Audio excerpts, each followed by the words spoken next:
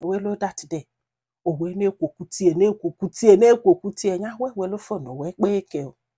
eke wee bịa wee escalate ife niile sị m o wee dozie aka welu nya ọka ihe a ga-akpọ mmana wee n'ọkụ wee na-enwu ọkwali agbedo nwere ife a na-agwa mma gbakọta ya sị na ya anụsigo si bụ ndị na bọsị apụ ọbịa ya chekwa na-egwuregwu ya mụrụ na this man mean nwoke a kwụsịkwa imetụ aka a na-ekwu obido sibe ite iche ọbata osisi na ọdọnye na kabọọdụ kpọchie ya nwa atọzi anụ na-efu ihe ọbụla ya fụrụ ya edie ịghọtago ọsị m ikekwula ọtọgwu ya nwoke ekwụsị imetụ aka nwoke bidozie ọ na-esi nne ọ na-erili onwe ya kwa abalị ọ pụọ ọ ga-anọgide 3 o'clock 4 o'clock ọbata na-ebugheri ụmụ nwaanyị n'ihe ahụ ọsị m ya na-alụ nwa obere ọrụ ya na-alụ wee na-ama na ejikekwe n'ife a ga-eme si m ịmara etu nwunye di na-abọsa ibu n'ofu ụlọ na-etofa na-abọsa ibulu andịda ọkwa ojeche bata ọpala oche nọ ala na ọ ga-ebido ụtụtụ gwagide okwu mgbede mami ya nke nwa papi ya nke nwa nwanne ya nke nwa na ọ ga-agwagide gwara onye okwu na 0 ọsị m ihe a na-eme ya n'idi after 3 months o wee bịa imetụ ya aka were okpunnabenyi uche na isi na o nwere ife ọ chọzi n'aka ya na-echekwa na egwuregwu ọsị ya na ọ ga-apụ biya na ya chọzi kafa ka na-eme ihe anụnwa ndị imiga dịta akwụkwọ ya bịa interview ka enye ya akwụkwọ ya ọsị m nne na nke abụọ chụpụrụ nwa mbụ ga-afọ betie o wee sị ya kene na a ga-edipọ otu ya na a ga-achụ na ya na o nwere ka anya edi akwụkwọ ọsị m nne ya egbu ikpele na abụna na welishi ndị ejije na-ayọ disma ya yọrọ ya gbugo ya yọrọ ya gbede si ọbụgodo na ịchọzi ịnụ at least nyere m akwụkwọ na m atagokwe n'afụfụ gbogote obodo oyibo and gị makwa anụ na nna naija na-anwe nwerezi m ọlụ na ya ga-ebidokwa ụwa n'isi nke ka ị ga-esi kpọpụta nwa mmadụ gbabịa ya aka n'onwe nke ọdụ ịmagoge bido na-ahụ ya okwu dị iche iche o wee si oke na ọ bụ na akwụkwọ ya pụtacha na ọ ga-apụbie o wee bịa ka kwelu bikos ọ bụ na o kwere si wee je daften na amanye dị akwụkwọ o wee kwelu ya na ya na-abụ na anọkọkwa mana ha na-eji okpu na be enyi maka na ọ chọzi nọọ akwụkwọ ya pụtazi aka o jebe nọọ ife ya chọrọ imeli ya o wee soro ya wee jee si m wee jeche wee nye ya akwụkwọ ka akwụkwọ ya pụtara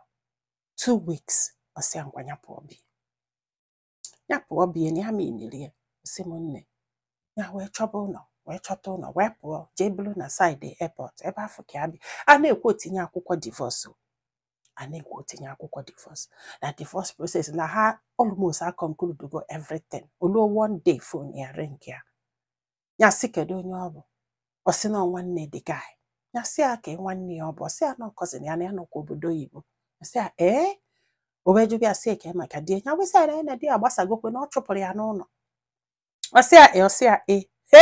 o wesị ya na nke a ama mme sị bụ ọkwa ya a na-ekwu cousin ya buru moto ya landị ebe a nyere adreesị wee bido gwabịa okwu yọbịa biko gwabịa so many things kekwe n'ife a ga-eme ya kwalụ o wee dulufe wee na wee kpezichelefe wee sị anya bukwelu ngwongwo eke achị etekwe ọ sị m na ife a bụ the greatest mistake ya mere ya mere ma still red flag afọ na ya ka afụrụ ya ekechie ya anya na na-ezuzuyeri ya wee zuzurukwa wee jekwa ya na this guy wee bikwele ike the same thing wee bidokwe na o mesịrị 1 month o mesịrị 1 to 2 months nwoke echighetekwa bidokwa ihe ọ na-eme ọ sị m echekiene na mgbe ya na-agwa anyị ha n'ịlụzugokwa ọlụ ya na-alụ ikekwula ọtọgwu ya ya wee sị mba ya ga-achọba ihe ya ga-eme at least o jesie bata ka ọ ghara ị na-afụ ya n'ụlọ ya chọkata ihe ya ga-eme na ya mara ọnya sị ka ya baa amị ya wee bido wee jebe army training so ọ bịa dụka ya sị na o benetere maka na ọ dafụzi anụ na akwụ ya iyi agwụ ya okwu ya ka ya jesela army training ka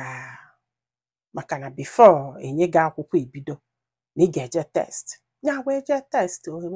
mesie test wee kpọọ ya wee sị ya na ya dị ime ọ sị m nne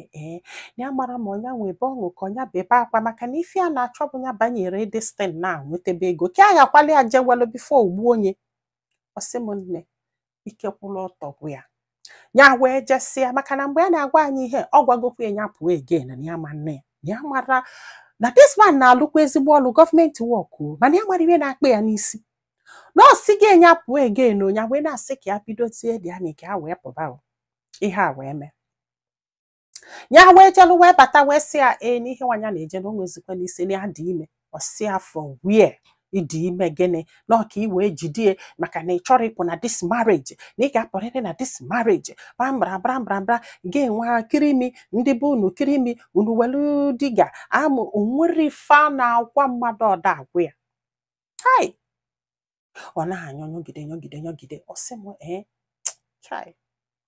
ya wee sị ya ka eje n'ụlọ ọgwụ ka eje nene fana bụ wee soro wee jee ụlọ ọgwụ asị ya esi na ya dị ime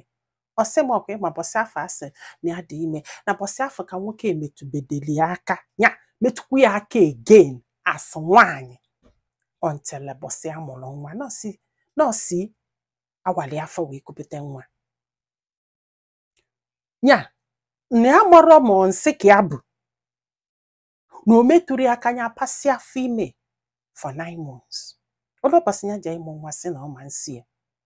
ụbọchị afọ ya bịa sị ya ka azụle ya ma anọ nwa izizi nke nwa yọkata ya sị ya without pleasure ụmụnne ihe a na-ewutie ka o si eje ịmụ nwa maka na gịnị mee maka na agwali afọ wee kupụta nwa maka gịnị na ya bụrụ nwa afọ sọsị ya agwanya afọ kupụta ọbụla nwa nwoke ọsị m nwoke kwụrụ ọtọ na nwa nwoke nwa tọrọ ezigbo ụtọ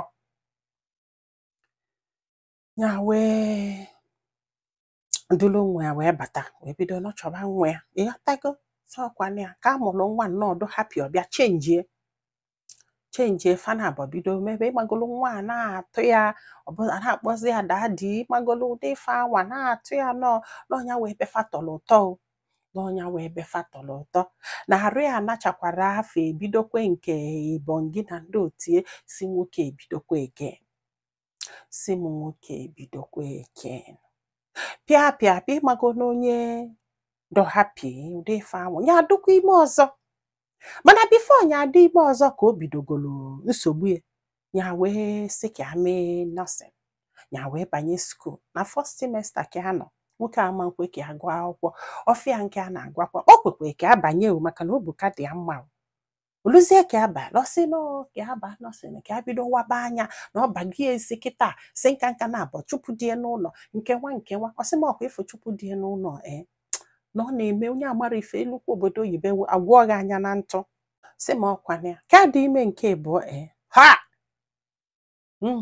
na nwoke emetụ okwu ya aka ya ebusie dị afọ ime for one day ya ṅụkata tii likete rice elibie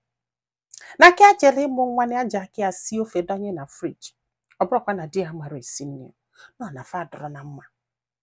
apifugo na aji aka ka dị ime nke abụọ na ọ kwagidelie si na ya fugo na ihe a strategy nye na ọ chọrọ ka ya na ya bili na ya na ya ma bikene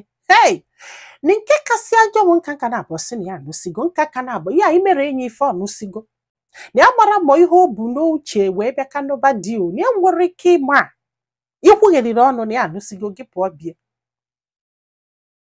o wee lụọ ka a jere ije mụ nwa nke abụọ o wee sị na ọ ga-esi enye asị ya mba na ọ ma nsi na ya bukpolu nwa asọsị ya na ọsọsị ya ga-amụ ya